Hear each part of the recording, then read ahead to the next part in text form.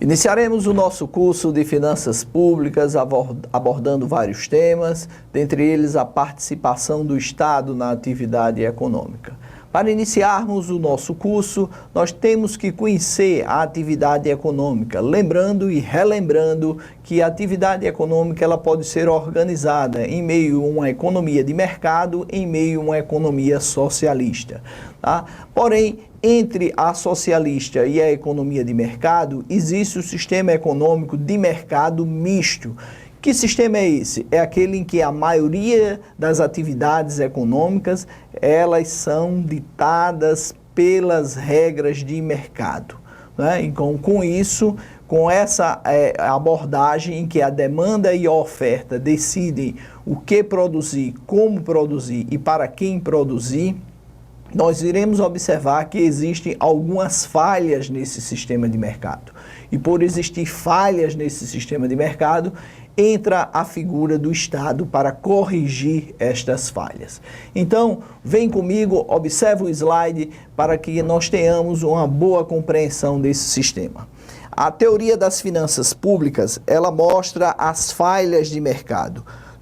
Por que essas falhas de mercado? Aqui está claro, ele mostra que os objetivos do governo, eles de corrigir as falhas e as distorções.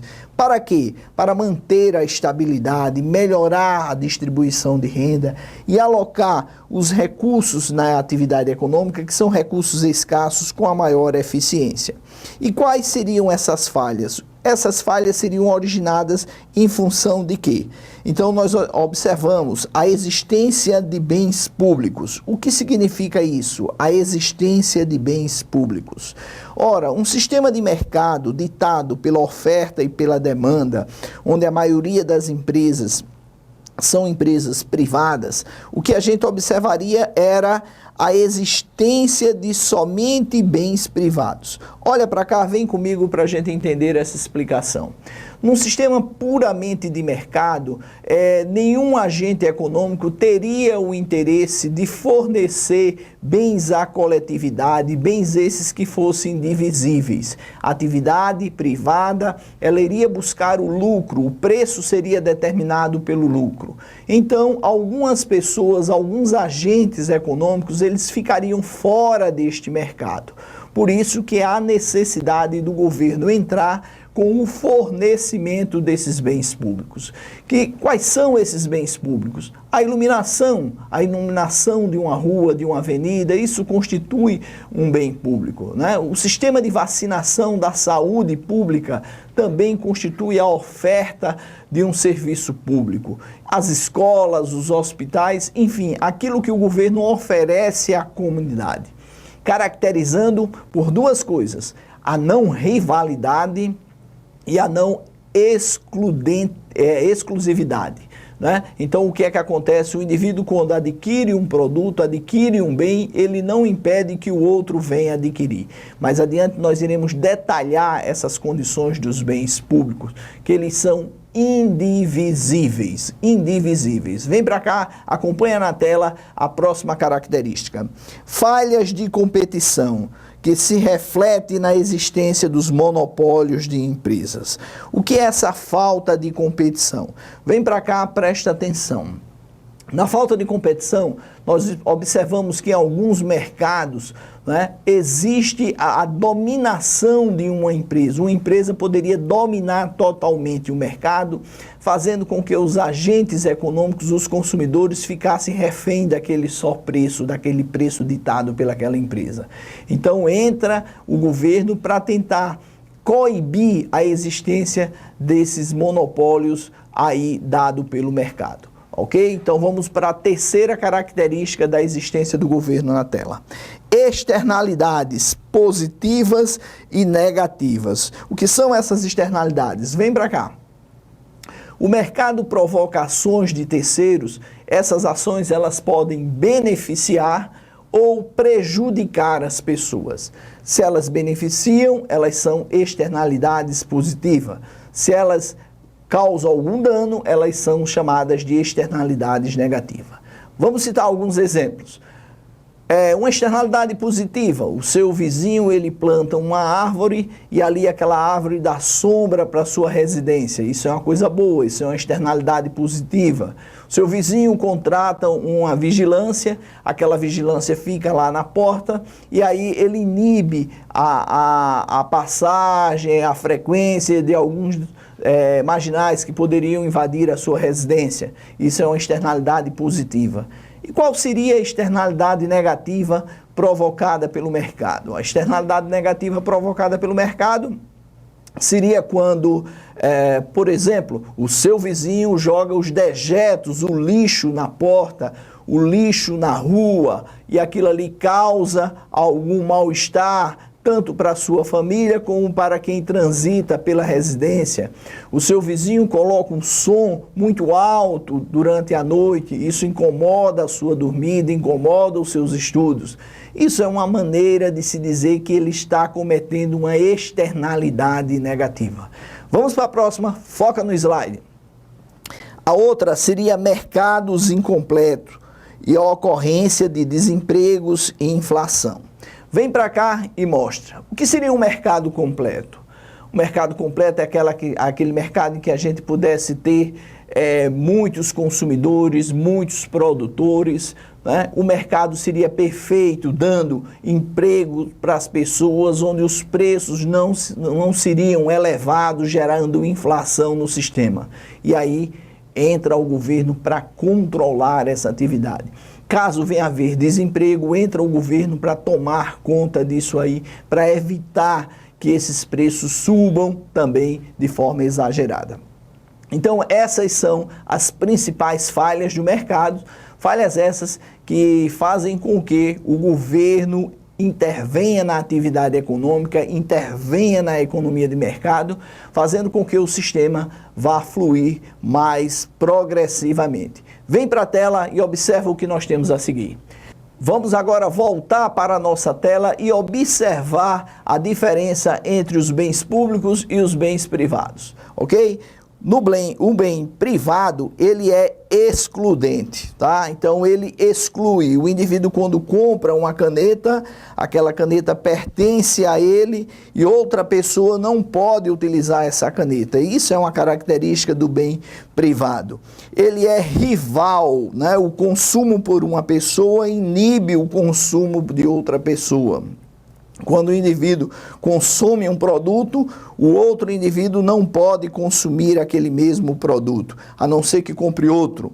Ele é divisível, né? Cada pessoa pode consumir uma parte de um produto. Em uma loja, eu tenho 10 relógios, eu ofereço um relógio para cada um. O consumo ele é individual. A própria empresa privada, ela faz a provisão de quantos relógios ela quer colocar à venda. E ela financia esse relógio pelo preço de mercado. Aí você me pergunta, e o bem público? O bem público puro, como é que ele funciona? Ele coloca ali, ele é não excludente, ele não exclui as pessoas.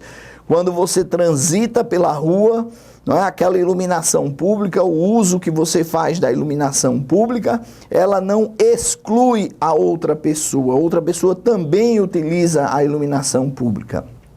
Ele é não rival, não há rivalidade no consumo dele. O consumo por uma pessoa não vai impedir que outra pessoa utilize o mesmo produto. Se você for a um hospital, a um pronto-socorro, você terá que ser atendido. Então, por você estar lá, não inibe que outra pessoa vá àquele estabelecimento. Ele é indivisível, isto é, eu não posso dar um serviço para cada pessoa. Todos têm direito, o consumo é coletivo. E é o governo que faz a provisão dele, né, de quanto imagina que vai gastar naquela atividade de acordo com a demanda oferecida. E os valores desses serviços, eles são financiados pelo tributo. A principal característica dele vem a chamada não exclusividade e não rivalidade. Ele é não excludente e não rival, ok? Vamos para a tela e observar também agora as principais funções do governo. Vem para cá, me acompanha. O governo, por existir falhas no mercado, o governo atua. E quando ele atua, nós temos algumas funções dadas a ele, bem caracterizadas. Quais são essas funções? São as funções alocativa, distributiva e estabilizadora. Alguns autores também colocam uma quarta função, chamada de reguladora. Tá? Mas as três funções básicas são essas e elas atendem ao princípio de que o governo atua para cobrir essas funções que o mercado deixa a desejar. Função alocativa. Vamos ver essa função, o que é que ela significa. A função alocativa significa a colocação, a disposição de bens e serviços no mercado. Vem para a tela e observa isto aqui. Então, nessa função alocativa, eu tenho a colocação de bens no mercado. O que esses bens provocam? Um exemplo, eu preciso da vacinação. O governo disponibiliza vacinas para crianças até 6 anos, um exemplo. Então, o sistema privado cobraria essas vacinas, mas o governo, ele observa que algumas pessoas não teriam condições de comprar essa vacina. Por isso, ele vai disponibilizar essa vacina para o público em geral. Um outro exemplo de uma função alocativa que se refere a bens. Essa função aqui, ó, se refere a bens e serviços, tá bom? Então a gente vai ter essa característica bem forte ela. Uma praça, quando o governo disponibiliza um parque público, uma praça para recreação, ele está disponibilizando alguns equipamentos para a comunidade. É uma função alocativa, né? O setor privado iria cobrar daquela praça, iria cobrar que as pessoas brincassem naquele parque, enquanto que o governo ele tem a função de distribuir esses bens e esses serviços à comunidade. Voltando para cá, a gente observa que também existe uma outra função, que é a função distributiva ou redistributiva. Que função é essa? Essa se refere à renda do indivíduo, a distribuir da melhor forma possível, da forma mais equitativa a renda dos indivíduos. O ideal é que em uma sociedade as pessoas tenham a renda distribuída de forma mais uniforme. E aí entra o governo para equilibrar essa distribuição. Olha para cá, presta atenção na tela. Então, quando eu tenho aqui na tela essa função distributiva, eu relaciono ela à distribuição de renda. A distribuição de renda na atividade econômica. O governo, por meio da tributação, ele vai tributar aquelas pessoas que têm uma renda maior e isentar aquelas pessoas de uma renda menor, de um rendimento menor.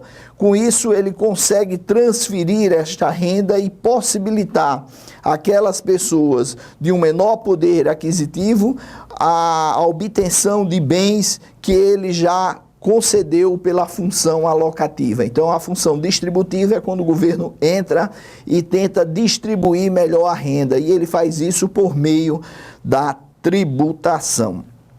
E a outra função é a estabilizadora. Vem para cá e acompanhe. O que é que a gente poderia imaginar de função estabilizadora? É que o governo está na atividade econômica para estabilizar os momentos de desequilíbrio da atividade econômica. Por exemplo, desemprego. O que é que o governo poderia fazer para minimizar o desemprego? Inflação. O que é que o governo poderia fazer para minimizar a alta contínua e generalizada dos preços por meio da inflação? As taxas de juros do mercado, o que é que o governo poderia fazer para intervir nessa atividade e diminuir as taxas de juros, promovendo o crescimento da atividade econômica? Então, os elementos macroeconômicos, os indicadores macroeconômicos que o governo utiliza para estabilizar a atividade econômica, eles são dados pelas atividades, pelas funções que nós aqui descrevemos, a chamada função estabilizadora. A quarta função que eu comentei, que alguns autores colocam em mente e aí colocam nos livros, ela se refere à função reguladora da atividade econômica, isto é, o Estado concede à iniciativa privada o exercício de alguma atividade e ele vai fiscalizar, vai regular aquela atividade, determinando os aumentos de preço, verificando se aquela empresa está cumprindo os contratos que foram estabelecidos. Então essa é a função reguladora, que também ela poderia estar dentro da estabilizadora da atividade econômica, ok? Então vamos para a tela e vamos observar agora o que era a ciência chamada finanças públicas. Então eu tenho um conceito aqui que, como vocês observaram, eu citei muita coisa ligada à atividade econômica. E como eu citei elementos ligados à atividade econômica, nós observamos que ele conceitua como um ramo da atividade econômica e que tem como objeto de estudo a política chamada política fiscal ou política orçamentária, num estado de economia mista, né? De um estado de economia mista. Então vamos trabalhar todos esses elementos. O que seria um elemento de política fiscal ou política orçamentária? Nós já vimos na parte de economia que política fiscal ela se preocupa com a receita e a despesa realizada pelo governo. Todo o mecanismo que o governo faz para arrecadar, né, ou para emitir gastos, efetuar gastos, essas medidas são medidas de política fiscal. Exemplo, quando o governo aumenta ou diminui a alíquota de um imposto, ele está se fazendo utilizar de uma política fiscal. Quando o governo abre um concurso, abre vagas, ele está ampliando a despesa governamental, ele está fazendo parte também de uma política fiscal. Então, são elementos que o governo utiliza, né, são instrumentos que o governo utiliza para melhorar, para controlar a atividade econômica mediante os objetivos que ele tenha traçado.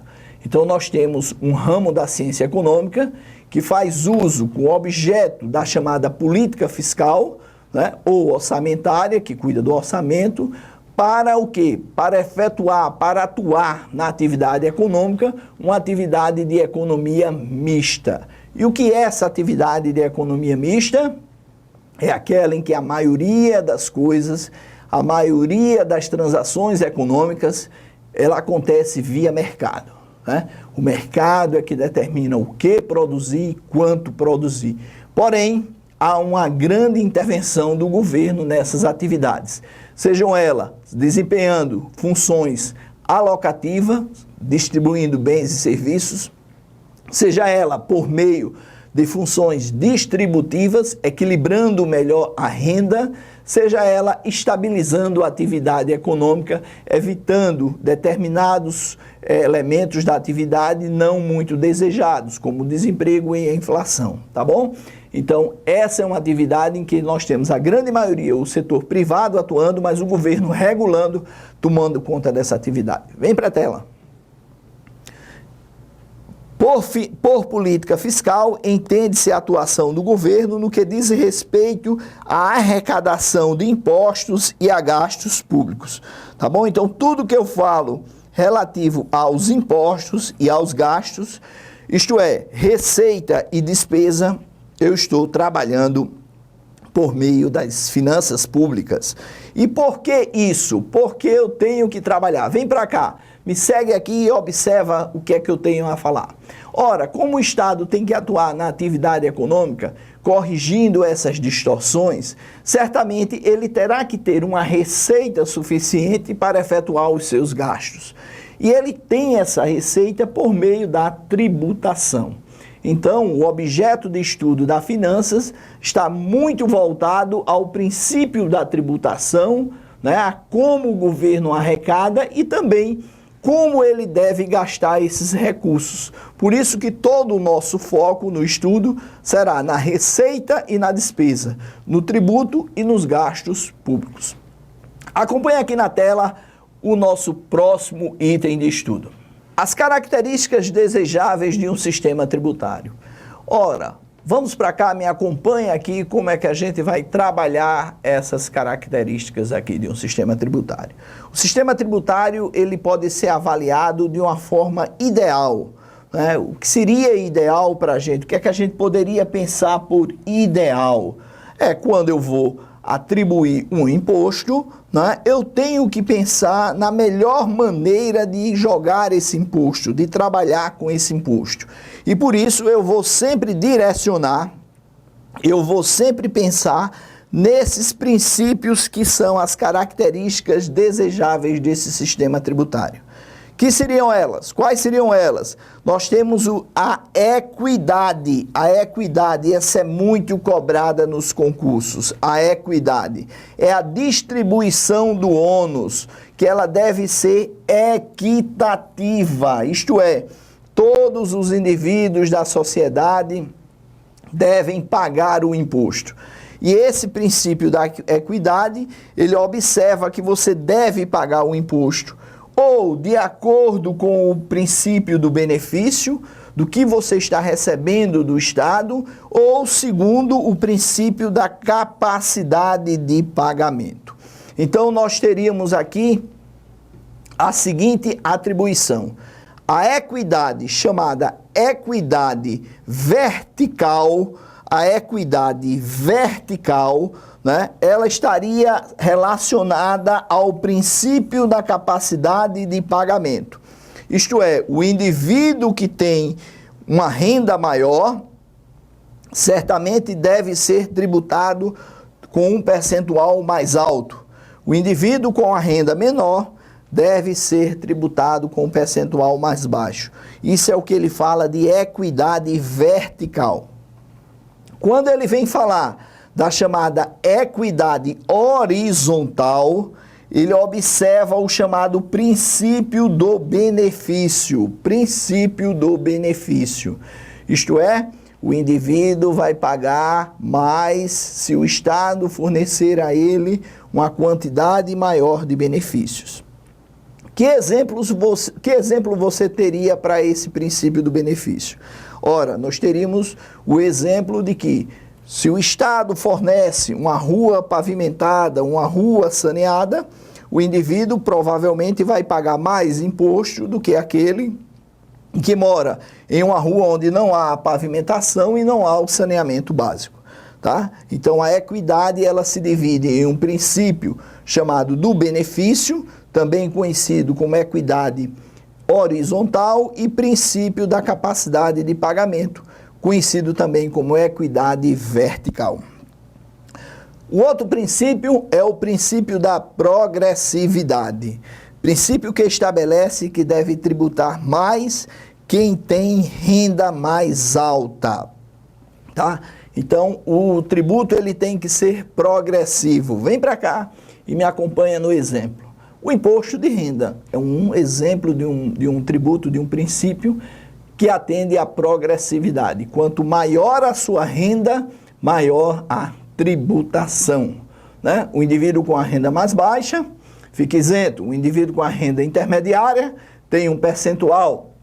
O indivíduo com a renda maior, superior, tem esse percentual mais outro. Então, ele é acrescido. À medida que a sua renda vai aumentando, a tributação, o percentual, ele também vai aumentando. Esse é o princípio da progressividade. Acompanha na tela o outro princípio. Princípio da neutralidade. Também um princípio muito questionado, muito utilizado nas bancas de concurso. É o princípio da neutralidade. Os impostos devem ser idealizados de forma a minimizar possíveis impactos negados da tributação sobre a eficiência econômica. E o que isso significa? Vem para cá para uma explicação. O princípio da neutralidade significa que quando o imposto entra na atividade econômica, ele tem que ser neutro, isto é, ele deve entrar e não provocar distorções relativas no preço. Por exemplo, se antes de um imposto, um relógio equivale a 2 teclados, Depois do imposto, sobe o preço do relógio e sobe o preço do teclado. Porém, a relação entre eles terá que ser a mesma. Um relógio continuará equivalendo a 2 teclados. Isso é o princípio da neutralidade. O imposto tem que entrar na atividade econômica e não provocar distorções nos preços relativos. Vem para cá e observamos o outro princípio. Princípio da simplicidade. O sistema tributário deve ser fácil compreensão para o contribuinte e também fácil para arrecadação. Vem para cá nesse nosso exemplo. Ora, eu tenho que jogar um sistema, eu tenho que trabalhar com um sistema que o contribuinte saiba quanto ele deve pagar, o que é um imposto, como calcular o valor daquele tributo. E o governo também deve utilizar um sistema de fácil arrecadação, de maneira mais fácil que ele possa arrecadar. Ele não pode fazer um sistema tributário muito pesado em que ele tenha dificuldade na arrecadação, tá bom? Volta para cá e observa os princípios que nós já discutimos. A equidade, a progressividade, a neutralidade e a simplicidade. Caros amigos, nós estamos nos despedindo dessa primeira aula nossa e em breve nós iremos fazer na próxima exercícios sobre essa parte inicial da tributação e das finanças públicas. Aquele abraço e bons estudos!